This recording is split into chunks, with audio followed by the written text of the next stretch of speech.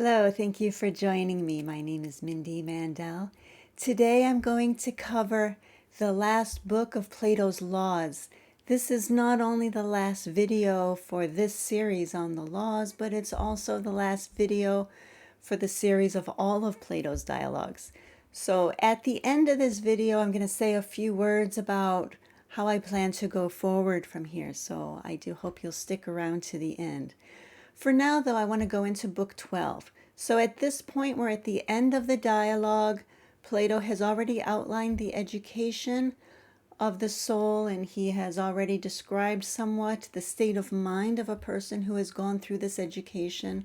What he does in Book 12, it takes it even further to the person who has really mastered all of these lessons, and we're looking at the state of mind of such a person. So he's going to start us off with the idea of the state of mind of a person who sees him or herself as a servant of God. This is an idea that's come up a few times already. We saw that Socrates sees himself this way, and so let's take a closer look at what this state of mind is. So remember, we've already seen that we need to, that the logos of the soul is what guides the soul, the three parts of the soul, the part that leads us, the wisdom-loving part called the logos, is what guides us, what guides the soul. But it gets its messages from above. So there's a certain openness that we have to participate in nous and receive wisdom from that realm. And so we have to have that certain openness, and you're going to see that in this first quote. And by the way, all of the quotes that I've been using throughout the laws are from Robert Gregory. Okay, so the Athenian stranger says that if anyone, while acting as ambassador or herald, conveys false messages from his state to another state, or fails to deliver the actual message he was sent to deliver, or is proved to have brought back as ambassador or herald, either from a friendly or hostile nation, their reply in a false form, against all such there shall be laid an indictment for breaking the law, by sinning against the sacred messages and injunctions of Hermes and Zeus. And an assessment shall be made of the penalty they shall suffer or pay if convicted. So you can see in this quote that idea of being open to divine messages. And so there's a very special state of mind that has to be developed here. You have to have a certain trust in the gods, which we'll see in further quotes as we go forward. And also trust that there's a goodness coming to us, that there's wisdom and goodness in these messages. You have to have a certain trust in yourself, a certain confidence that you are capable of receiving these messages, a certain openness to receive them, but also at the same time a certain humbleness to live in accordance with this wisdom, without the ego self stepping in and saying, oh, I can improve on things, or I'm going to tweak it a little for my convenience or whatever. So there's a very special state of mind that has to be developed here.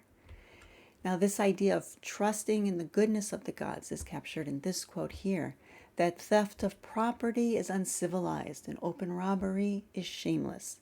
Neither of these has any of the sons of Zeus practiced, through delight in fraud or force.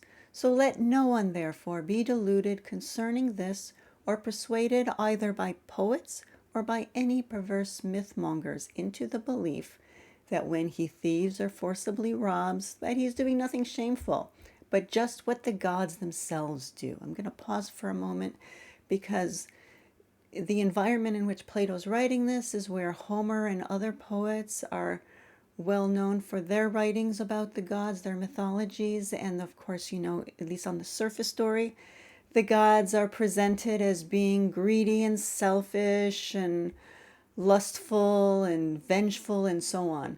And so a lot of negative qualities or unvirtuous behaviors are attached to the gods, and so people might think that they can do the same things and say, hey, I'm just acting like the gods.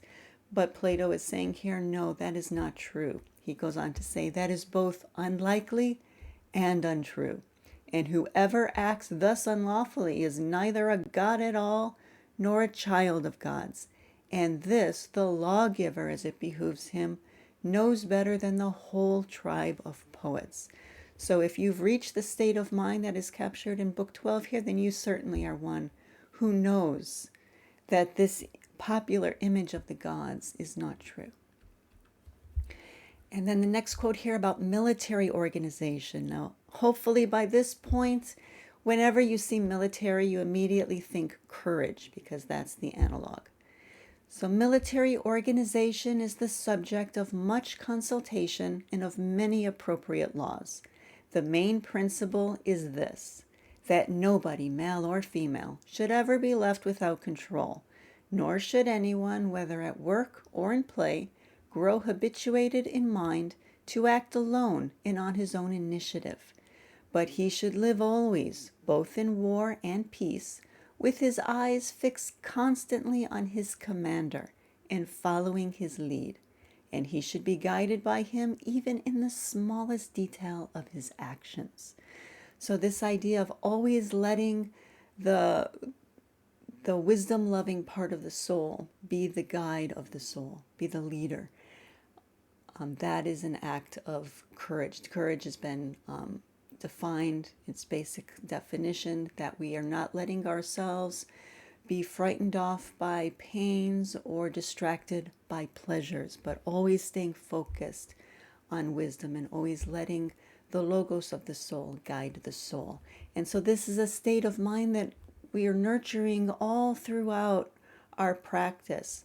But by the time we've reached this highest state of mind, this is a person who stays in this state of mind 24/7, 365 days a year. It's a very, very difficult state of mind to maintain, but this is where we are headed towards. This is the state of mind that we want to cultivate.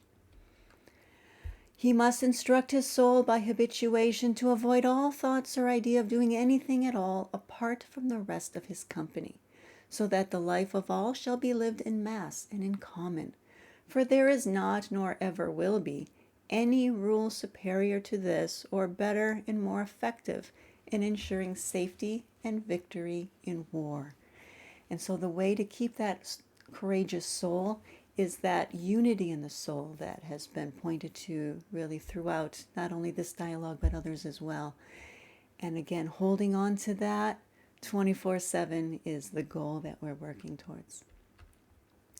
And this brings us to the idea of seeking a teacher. So once you have completed the basic education, this is where it becomes even more important to find a teacher. I mean, it's always important, it's always helpful, but early on we can certainly turn to Plato and other Platonists as teachers, and hopefully videos like this series are helpful to you as well. But it's when you've really reached a point of when you've reached sort of the end of the education, when you've mastered at least some of the lessons and you're in that more advanced stage, now is really helpful to meet a true teacher who can tweak your state of mind and help you find those little things that are hard, those subtle things that are difficult to pick out, and can maybe give you a little nudge this way or a little nudge that way.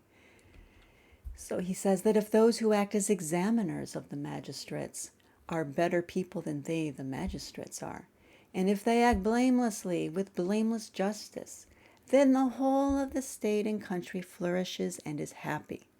But if the examination of the magistrates is carried out otherwise, then the bond of justice, which binds all political elements into one, is dissolved, and in consequence every office is torn apart from every other, and they no longer tend all to the same end. And thus out of one state they make many, and by filling it with civil strife, they speedily bring it to ruin. Now, the majority of people, even though they be far removed from real goodness themselves, are not equally lacking in the power of judging whether others are bad or good. And even in the wicked there resides a divine and correct intuition, whereby a vast number, even of the extremely wicked, distinguish aright in their speech and opinions between the better people and the worse. And so what we're seeing here is an idea that also has come up in other places in Plato's work, the idea that we all have a certain intuition about goodness, The theory of recollection, as it's known in universities, is the idea that our souls already know wisdom. And so much of our practice or our study of metaphysics is really about just recalling the wisdom that our soul already knows. And because we know wisdom, it means that we have a certain intuition about it. And even people who don't act from that or who don't value it can still recognize it. They can use it in their own way. Of course, like the extreme is like the tyrant who can pick out those people in society who have integrity. And those are the people, who are put to death first. So the way a person uses that intuition may be very different. Our approach, of course, is that we want to seek out these people and we emulate them.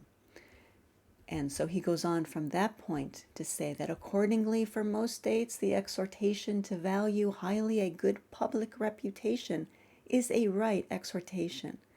The most correct and important rule is this, that the person who pursues after a good reputation should be truly good and should never pursue that reputation without seeking actual goodness. This is very much the theme, or at least what gets started, the whole story of the Republic. Early in the Republic, Socrates is given a challenge to show why most people just want a reputation for goodness. Why is it better to be truly good than to just have that reputation? The short answer is that for Plato, goodness in the soul, it means health in the soul, to have a healthy soul. And having a healthy soul, truly having a healthy soul, is obviously better than just having a reputation for being healthy. But the Republic is definitely a good dialogue to take a look at if you haven't already. It's a very interesting way that he unfolds that. But yeah, that's a theme that's running throughout this dialogue as well. So a state that is without experience of bad people and good people would never be able, owing to its isolation, to become fully civilized and perfect, nor would it be able to safeguard its laws unless it grasped them, not by habit only, but also by conviction. Another tenet of Plato's teaching is that goodness is something that you have to choose. You have to have knowledge and understand why a certain course of action is healthy and good and right. So it's not just by habit. And so that's also part of the state of mind that we want to be cultivating by the time we reach this stage, that we should have cultivated this state of mind of truly understanding and having that conviction in our souls. Excuse me. Amongst the mass of people, there always exists, albeit in small numbers, those that are divinely inspired. And intercourse with such people is of the greatest value. Intercourse here, of course, of the verbal variety. And they spring up in badly governed states just as much as in those that are well governed. Now, in this quote, I'm reading states in the literal sense more than I do in other places in the dialogue, because I think what he's talking about here is saying that even in societies that are badly governed, even in societies that are degenerating, and there's a lot of crime and corruption, still you will find these divinely inspired people. And we want to search these people out. So in search of these people, it is always right for one who dwells in a well-ordered state to go forth on a voyage of enquiry by land and sea, if so be that he himself is incorruptible, so as to confirm thereby such of his native laws as are rightly enacted, and to amend any that are deficient. For without this inspection and enquiry, a state will not permanently remain perfect, nor again if the inspection be badly conducted. This idea of remaining permanently perfect is going to come up at the end of Book 12 as well. So this is that final tweaking, if you will, of our education. And so this is where we want to seek a teacher. And also I want you to hold on to that idea of traveling to find a teacher as we go through this section of visitors from abroad. So there we're going abroad, here it's people coming to our hometown. And we see that there are 4 types of stranger that he's going to mention here. And so the first and inevitable immigrant is the one who chooses summer as a rule for his annual visits in the fashion of migratory birds. And like birds, the most of these cross the sea just as if they had wings for the sake of making gain by their trading. So these are people, this seems to be or parallel to people who just kind of come in and out of our lives and don't really stay. And he says that they shall have a care lest any such strangers introduce any innovation, and they shall duly dispense justice to them, and shall hold such intercourse as is necessary with them, but to the least extent possible. So the difficulty that we're going to find as our state of mind continues to develop is that we're going to be moving further and further away from mainstream ways of thinking. And wherever you personally happen to be in your practice, you probably already see this to some degree, that your way of thinking, if you're getting into Plato's ideas, as these start to internalize them, our state of mind is changing, and our way of thinking and seeing the world and just relating to the world is different from what is considered normal by most people around us. And so that creates some friction and difficulty of how to relate to people. And what he's saying here is you always want to be fair with people. We're always trying to be just. But there are some people, maybe you're going to kind of hold them at arm's length. You're not going to feel close to them, but that doesn't mean you can't be friendly and have, good interactions with them. The second type of stranger is he who is an inspector in the literal sense, with his eyes and with his ears also, of all that appertains to musical exhibitions.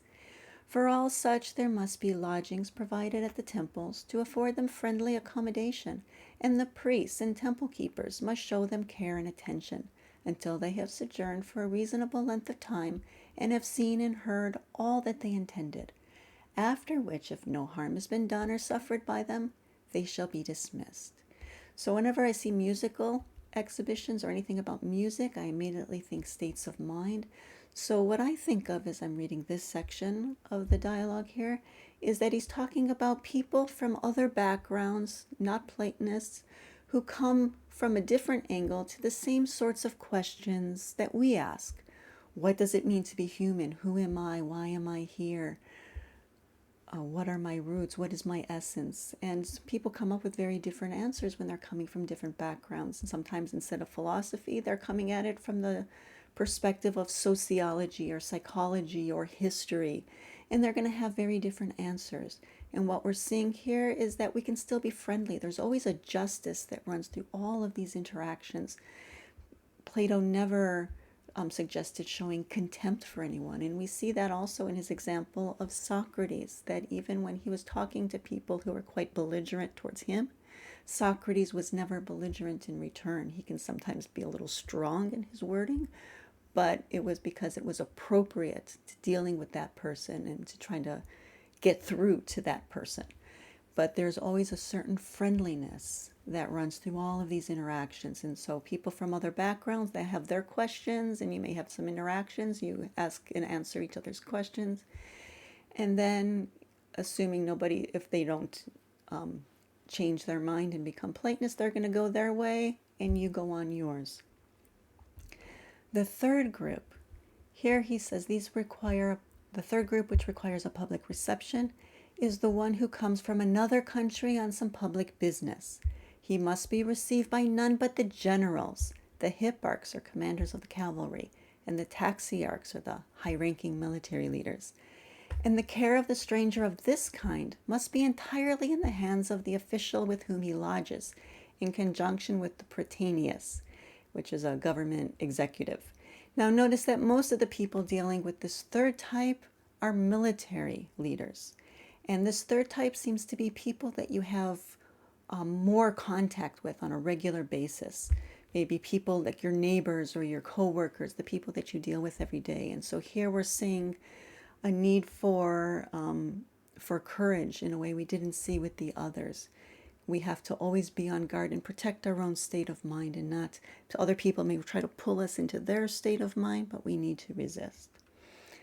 And then the fourth type, the most interesting one, I think. The fourth type of stranger comes rarely if ever. Should there, however, come at any time from another country an inspector similar to those that we sent abroad, and we saw that just before we got to this section, the idea of going abroad to find a teacher. So someone similar to those that we sent abroad, well, he shall come on these conditions. First, he shall be not less than 50 years old, so having attained some degree of wisdom. And secondly, his purpose in coming must be to view some noble object which is superior in beauty to anything to be found in other states, or else to display to another state something of that description.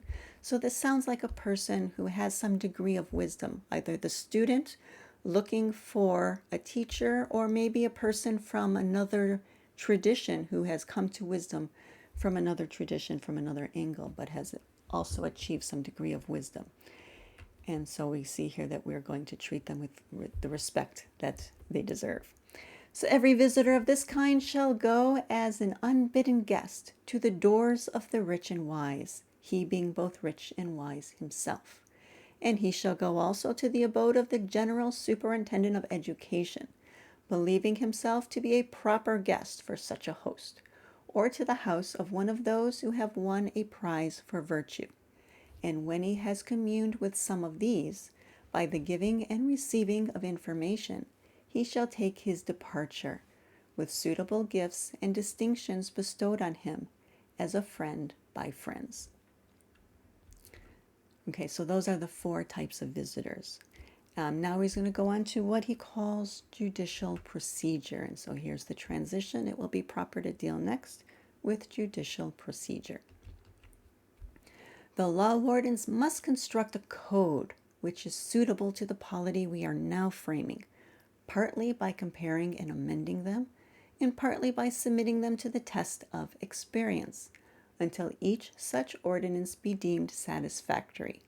And when they have been finally approved and have been sealed as absolutely unchangeable, then the magistrate shall put them into practice all their life long. So this is a description of this later stage of our practice after we have some experience with the upper world of the cave allegory, with the things in themselves. Then we want to submit our understanding to dialectic, and this is very much what is being described here. And then, like in the Republic, excuse me, I lost the word for a minute there. In the Republic, he describes this as holding in the soul a pattern of the good, the just, and the beautiful, and using that as a guide throughout your life. All these matters that he purposes to be a righteous and just judge must attend. To all these matters, he that purposes to be a righteous and just judge must attend, and that written exposition of them which he possesses, he must learn. For all studies that of legal regulations, provided they be rightly framed, will prove the most efficacious in making the learner a better person. For were it not so, it would be in vain that our divine and admirable law bears a name akin to reason. Okay, so obviously the English words law and reason don't have anything in common, so I put the Greek there so you can see that the Greek words are somewhat similar, so there's a play on words there. Okay, so this again is that pattern of goodness, justice, and beauty that we hold in our soul, that we bring back into the cave from the upper world. Moreover, of all other speeches, whether they be of personal praise or blame, composed in verse or prose, written down or uttered from day to day at some gathering by way of controversy or by way of consent, often of a very futile character, of all such speeches, the writings of the lawgiver will serve as a clear test, and inasmuch as he possesses these within himself as a talisman against other speeches, the good judge will guide both himself and the state aright. So if we have this pattern in our soul, then that will be what guides us, and that should always keep us focused and not pulled away by people around us who have a different idea of what wisdom is. As in other matters, it is right to trust the lawgiver. So too, we must believe him when he asserts that the soul is wholly superior to the body, and that in actual life what makes each of us to be what he is nothing else than the soul. while the body is a semblance which attends on each of us, it being well said that the bodily corpses are images of the dead. But that which is the real self of each of us, and which we term the immortal soul, departs to the presence of other gods, there, as the ancestral law declares, to render its account, a prospect to be faced with courage by the good, but with uttermost dread by the evil.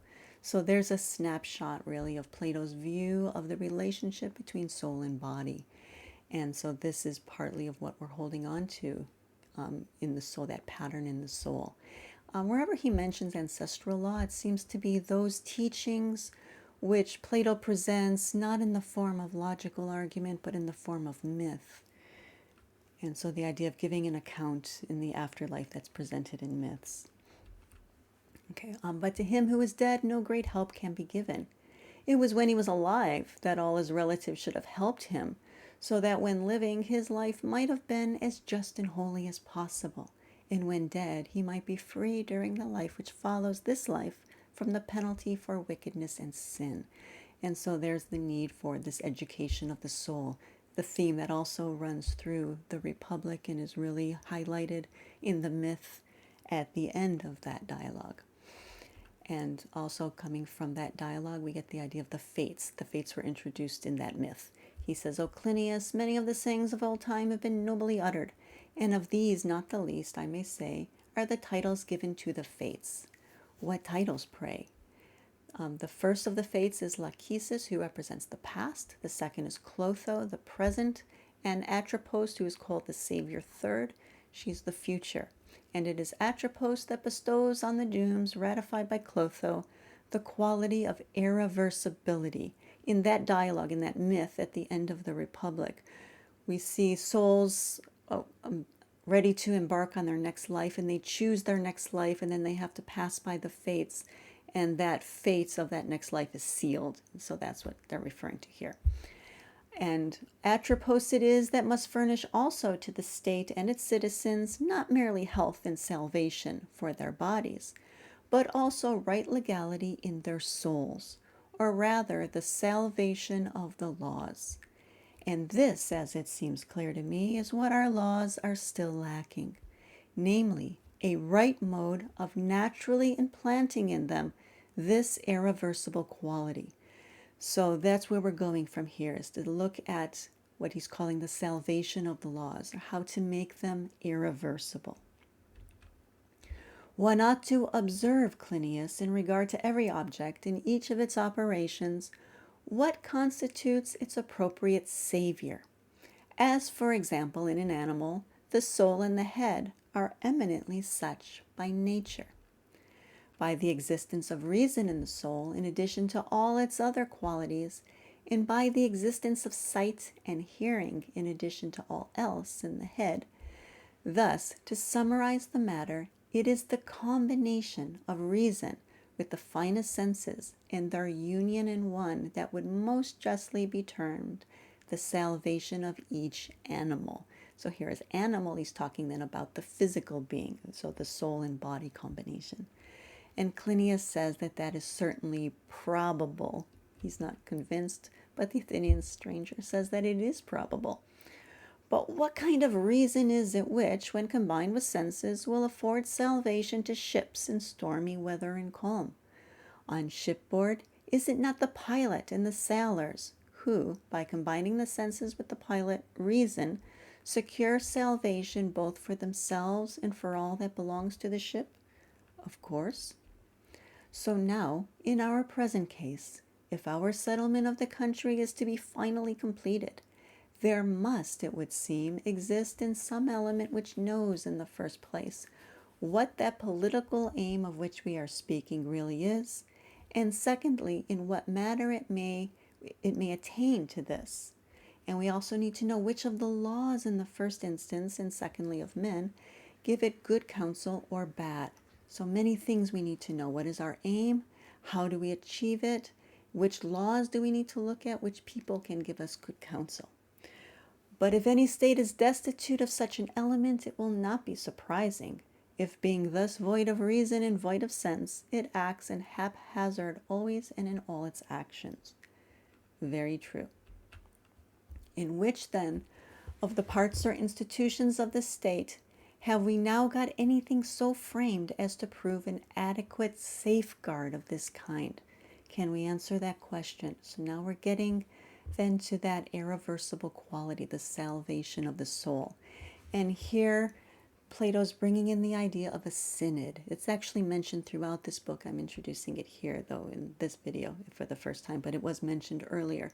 And you have to keep in mind or keep questioning yourself of what exactly is the synod. In a nutshell, it's the assembly of the clergy and composed of the wisest of the state. And so Clinias says, when asked, how can we answer this question? Can we answer this question? Clinias says, no, stranger, at least not clearly. But if I must make a guess, it seems to me that this discourse of yours is leading up to that synod which has to meet at night, as you said just now. The idea of night can take on different meanings, like in the cave allegory, night would be the darkness as composed to the brightness. But another way to think about night is it's when the ego self is asleep at night, and in the dreams, for example, the soul can run, I wouldn't say run wild, but it has a certain freedom that it's not being held back by the ego self. And so it's a wiser way to think about night, a wiser sense of it. And so I think that's really the way it's taken here, that the synod is that wisest part of our soul. And so that element, it's like a new group of people in our fictitious city state, and they're just introduced now because they've just formed. So we didn't have this before. This is the highest reaches of wisdom within our soul. The Athenian stranger says that bringing in the synod is an excellent reply. And as our present discourse shows, this synod must possess every virtue. And the prime virtue is not to keep shifting its aim among the number of objects, but to concentrate its gaze always on one particular mark, and at that one mark to shoot, as it were, all its arrows continually. And so again, that idea of single-pointed focus on what is wise. And so now they're going to talk more about what it is they're focused on. Then, stranger, was not the view we stated long ago the right one? We said that all of our laws must always aim at one single object, which, as we agreed, is quite rightly named virtue. Yes, and we stated that virtue consists of four things, certainly, and that the chief of all the four is reason. So this is Clinias talking. We've been using the word wisdom instead of reason, but he used the word reason. The chief of the four is reason, at which the other three, as well as everything else, should aim. And the Athenian stranger says, well then, can you declare that we need zeal in discerning both the object itself as a whole and the forms it assumes, the object itself being virtue? Illustrate what you mean by the forms you speak of. Well, for example, when we said that there are four forms of virtue, obviously, since there are four, we must assert that each is a separate one. Certainly. And yet we call them all by one name. We assert that courage is virtue and wisdom is virtue, and the other two likewise, as though they were really not a plurality, but solely this one thing, virtue. Very true. Now it is not hard to explain wherein these two and the rest differ from one another, and how they have got two names. But to explain why we have given the one named virtue to both of them and to the rest is no longer an easy matter. So now we're starting to really kind of fine-tune our understanding of things, to be more precise in the way that we're using words. Now the Athenian stranger asks, do you ask me this question, why when calling both the two by the single name of virtue, did we again speak of them as two, courage and wisdom? Then I shall tell you the reason why courage and wisdom are different things. And it is this. The one of them has to do with fear, namely courage, in which beasts also share, and the characters of very young children. For a courageous soul comes into existence naturally and without reasoning. But without reasoning, there never yet came into existence, and there does not nor ever will exist, a soul that is wise and rational, it being a distinct kind. Okay, so showing there that courage and wisdom are indeed different things, even though they both go by the name virtue. Let us inquire regarding the person who has full knowledge of any objects which possess both a name and a definition, whether he ought to know the name only and not know the definition, or whether it is not a shameful thing for a person worth anything to be ignorant of all these points in regard to matters of surpassing beauty and importance. And it would certainly seem to be so. For the lawgiver and the law warden, and for him who thinks he surpasses all people in virtue, who has won prizes for just such qualities, is there anything more important than these very qualities with which we are now dealing? Courage, temperance, justice, and wisdom? And Clinius says that that is impossible. In regard to these matters, is it not right that the interpreters, the teachers, the lawgivers, as the wardens of the rest, in dealing with him that requires knowledge and information, or with him that requires punishment and reproof for his sin, should excel all others in the art of instructing him in the quality of vice and virtue and exhibiting it fully?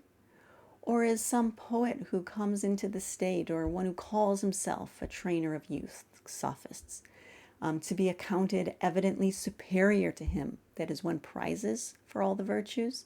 In a state like that, where there are no wardens who are competent both in word and deed, and possessed of a competent knowledge of virtue, is it surprising, I ask, if such a state, unwarded as it is, suffers the same fate as do many of the states which exist today?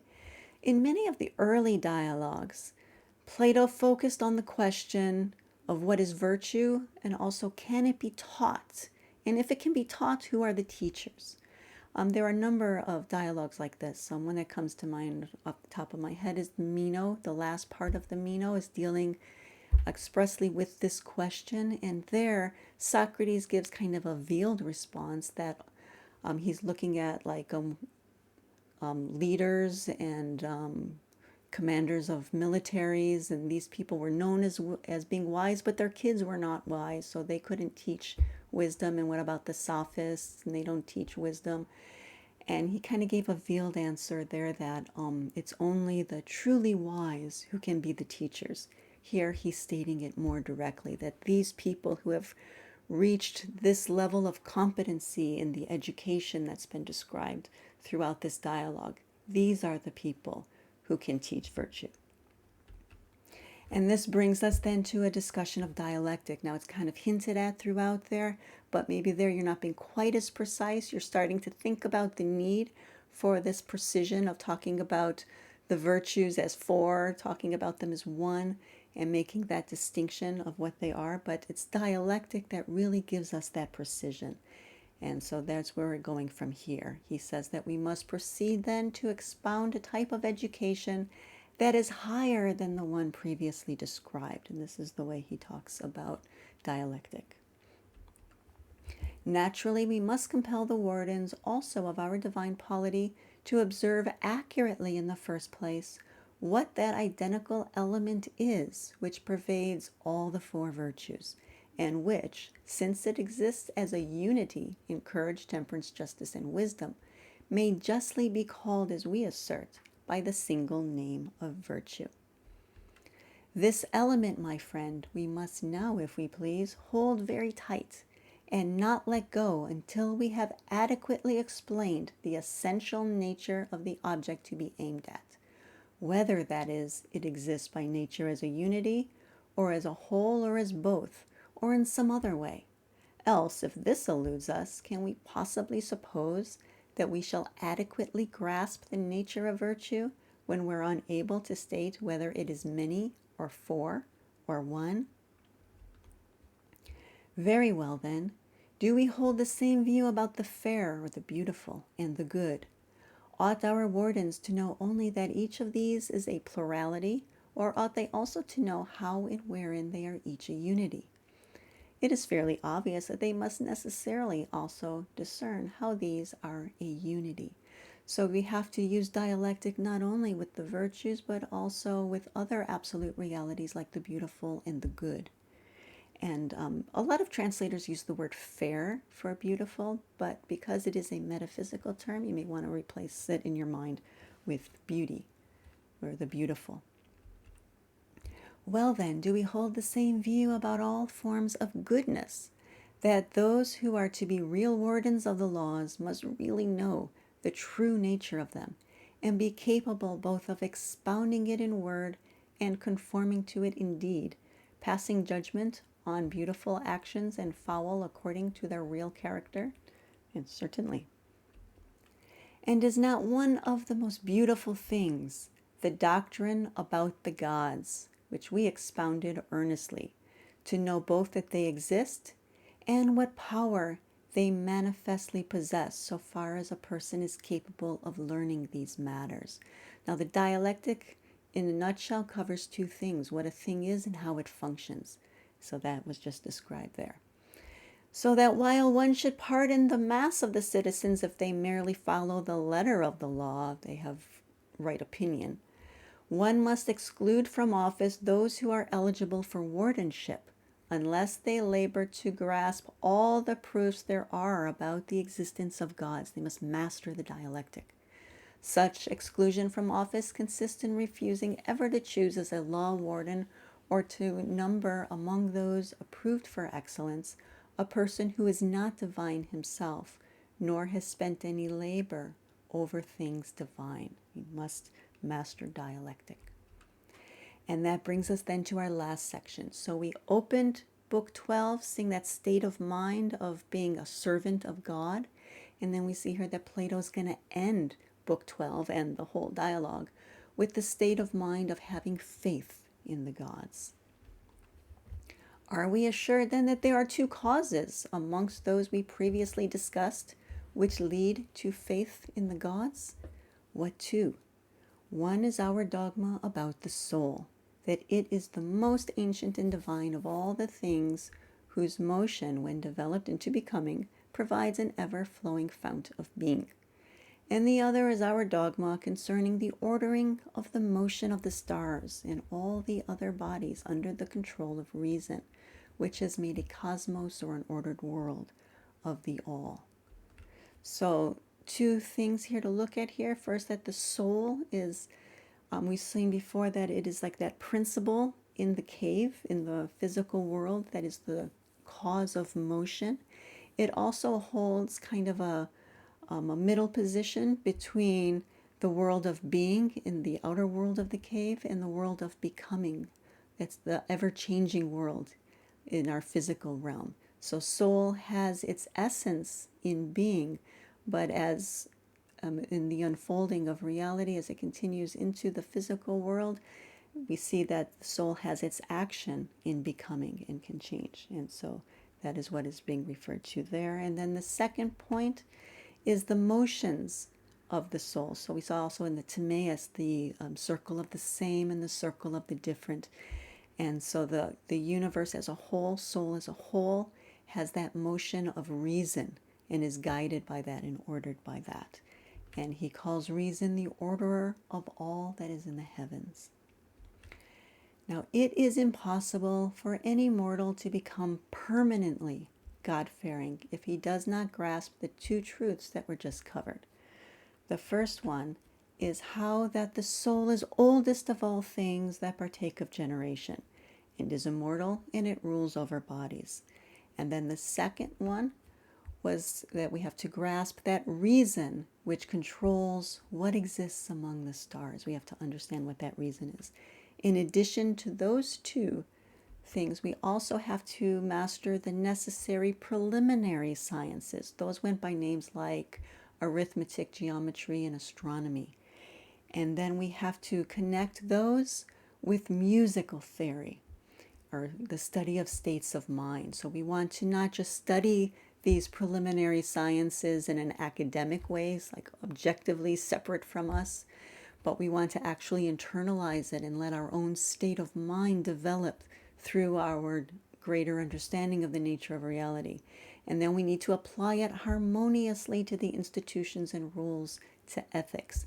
And so we need to live by it, live in society, and be just towards other people, have that virtue in our soul and also in our behavior towards others. In addition to all of that, if that's not enough, you also have to be able to give a rational explanation of all that admits of rational explanation. And that means, of course, mastering the dialectic. So the person who has done all of this work then has the state of mind that he's referring to here. He that is unable to master these sciences in addition to the popular virtues will never make a competent magistrate of the whole state, but only a minister to other magistrates. So if you do not master all of these elements here, your state of mind will still be some degree healthy, and you can be what he's calling here a minister to other magistrates, but you won't be the teacher yourself.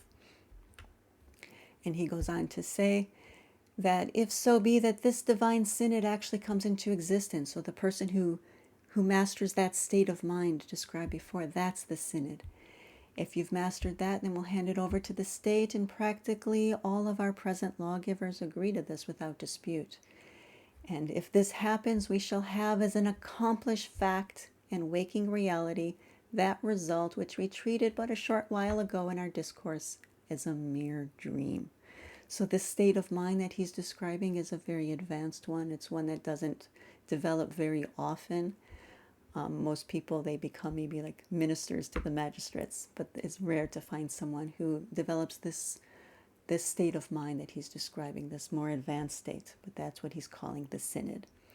And that brings us then to the end of the laws. I'm going to say a few words about where I'm going forward from here. But before I do, again, as always, if you have any questions or comments, leave them below, and I would appreciate you hitting the like button. And going forward from here, now that all of the dialogues have videos online, now it's time to bring in some different topics. And so I'm going to each week's video, I'm going to have a different topic that I'm talking about, and I may draw from various dialogues and put things together, or also maybe draw from some other Platonists such as Plotinus or Proclus. Some videos I'm going to talk about metaphysics, others I'm thinking to talk about other aspects of life as a Platonist, like how to integrate these ideas, how to read in a way that is most beneficial to you, or how to deal with blocks that come up, our doubts or insecurities, or there are times when it's hard to focus. And so those various difficulties that we might have, I think also worthy of a video. So if you have any particular issue that you would like to see a video on, I would appreciate you putting it in the comments section, and I will make a list of those or add it to my list. Or maybe if it's something I'm already thinking of covering, I may decide to cover that sooner, because I know somebody is looking for that. Next week, what I plan to talk about is the first cause of all. In some dialogues, it's called the one, and in other dialogues, it's called the good. So I'm going to look at why we have two names for the same metaphysical term, and how those two names are interrelated with one another. So I do hope that you'll join me for that. Thank you very much.